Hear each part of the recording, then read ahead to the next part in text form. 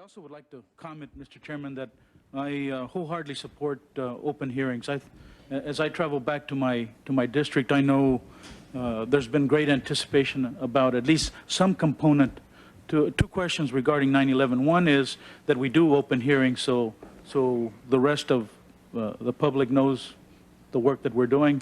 And the second thing is that there be a commission, an independent commission that look at this simultaneously or subsequently. So for whatever it's worth, Mr. Chairman, I appreciate the opportunity to do open hearings.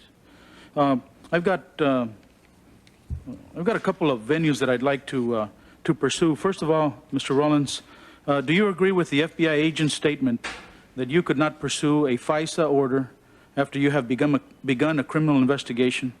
And the second part of that is, couldn't the FBI disclose the criminal investigation to the FISA court and still ask for an order under FISA? The answer to your first question is, I don't agree that you could never do it. I agree entirely that historically that has been a significant concern of the Department of Justice and of FISA court judges in particular. And you've heard it said that there was a concern that we're circumventing the judicial process or going around the Fourth Amendment. For the record, sir, I've been doing this 28 years, and I can't cite a single example of an agent trying to circumvent the process in order to get a FISA just so he or she could get criminal information. And I would hope that that would never happen. To answer your second point, yes, you can do that. What they want to know in total is the extent to which you had conducted any prior criminal investigation. And those were some of the errors cited that you heard referred to recently, where either through omission or a poor record check or whatever reason, there had been a prior criminal investigation or perhaps a concurrent, and that wasn't reported. And it needs to be. It has to be, so that the judge can make a decision based on the totality of the facts that we bring forward. But yes, if we had a criminal investigation of someone, let's say for something totally unattached to a subsequent intelligence investigation, we would make a strong argument, especially if you had the probable cause for that FISA, essentially that was then and this is now. You'd have to make the argument that that criminal activity has nothing to do with the intelligence information available to us and our belief that we have probable cause to, in fact, obtain a FISA. Right. Any comment? No, sir. That was a... Thank you. The other question I have is, why couldn't the investigation of Midhar been folded under the Cole criminal investigation? You know, one of the things that, to me, makes sense, that it was suspected that he was an associate of the lead planner of the Cole attack, and weren't associates of Khaled investigated in the Cole investigation as well?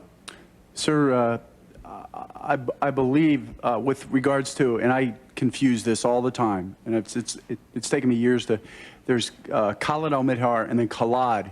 Khalad is actually one of the individuals that was the mastermind behind the Cole. Khaled al-Midhar was one of the individuals that he was going, in fact, to meet, unbeknownst to us at the time. So we didn't know that Khaled al-Midhar was a mastermind behind the Cole. The only information we had is that he might have been meeting with one of the suspects of the Cole in a Far East country. In opening a criminal case against them, we had to show that criminally.